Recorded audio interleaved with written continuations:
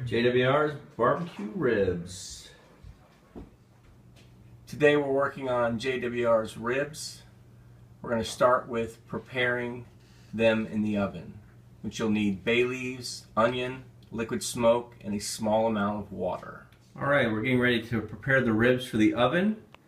I use Reynolds heavy duty aluminum foil, a baking sheet, cutting slices of onion, using a few bay leaves, some liquid smoke, wrapping it up in tin foil.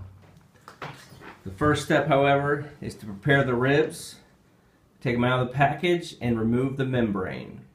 Okay, I've removed the ribs from the package. I've got them in the cookie sheet on top of the aluminum foil. I'm going to work from one side, grabbing the membrane and working it back off of the rib slowly. Some membranes will tear, you won't be able to get it all off, that's okay, but you need to try to get it off as much as possible. Just keep tearing the membrane back.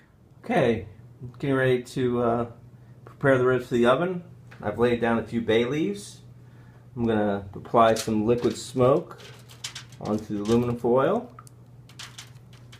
And I'm going to grab some of the sliced onion, kind of lay down a bed of onions, help with the flavor of the ribs as they slowly roast. And then add just a little bit of water.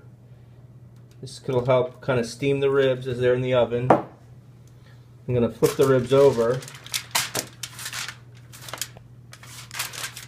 and kind of put them in the middle. And then we'll seal up the aluminum foil. Alright, now we're going to seal up the ribs for cooking. We're going to make an airtight enclosure with the aluminum foil. This would probably be a good time for a shout out to my buddy Jim Aldrich, who informed me this is the best way to pre-cook the ribs. So I'm going to bring these two folds together. And one moment, I'll show you the next step. Okay, I just want to show you the wrapping one more time. I'm going to bring these together.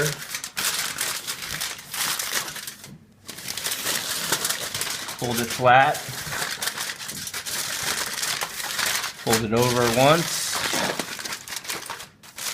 Over twice.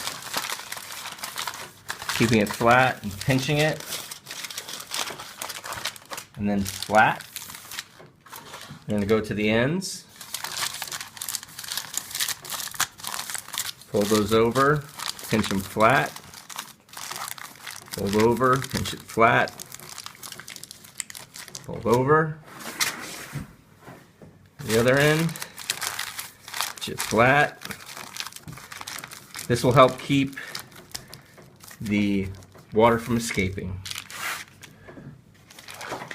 Put both ribs on the cookie sheet and put them in the oven. We're going to preheat these ribs for 5 hours on 250, slow and low. Alright, it's time to make the rub. So shout out to my brother from another mother, Alan Sermonia, who came up with this rub. It's going to be a ½ cup sugar, white sugar, ½ cup brown sugar. Go with ½ tablespoon of pepper, ½ tablespoon of salt, 3 teaspoons of cinnamon, 3 teaspoons of cloves, 1 teaspoon of coriander, and red cayenne pepper to taste. And I'll mix it up here in a second. Alright, ingredients are together. We're going to mix this up by hand. You can do this at any time. I like to do it when the ribs are in the oven because it's so aromatic that it makes the whole house smell like this fabulous, sweet, spicy rub. And then when you get it all mixed up, I just take a little pinch, taste a little, decide whether it's hot enough. If it's not spicy enough, not hot enough to the taste, then I add more red cayenne pepper. 5 hours later, unwrap them. Check to see if they're tender. Make sure they fall off the bone, or my wife won't eat them. Let them cool for 30 minutes, and then I'll put on the rub. The ribs have cooled off, And I've put on the rub, front and back and side, after carefully cutting into 2 or 3 bone segments. Next, to the grill to caramelize the rub. Alright, it's time to put the ribs on the grill. Just going to do a few here. We're just going to put them on and sear.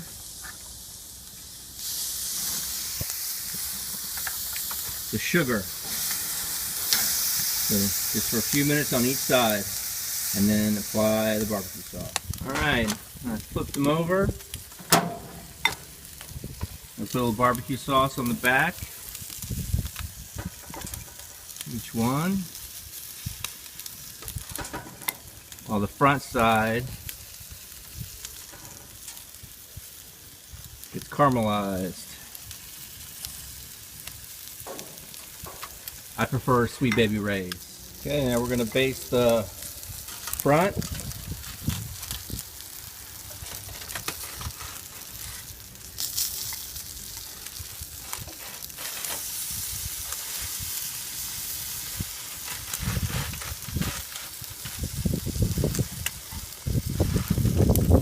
Set heat up just for a few seconds.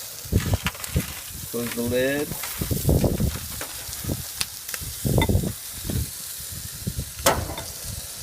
Just a minute or two and they'll be ready. Looks like they're about done. Make sure the barbecue sauce is hot and not burnt. And the finished products with some nice accoutrement from my wife. Enjoy.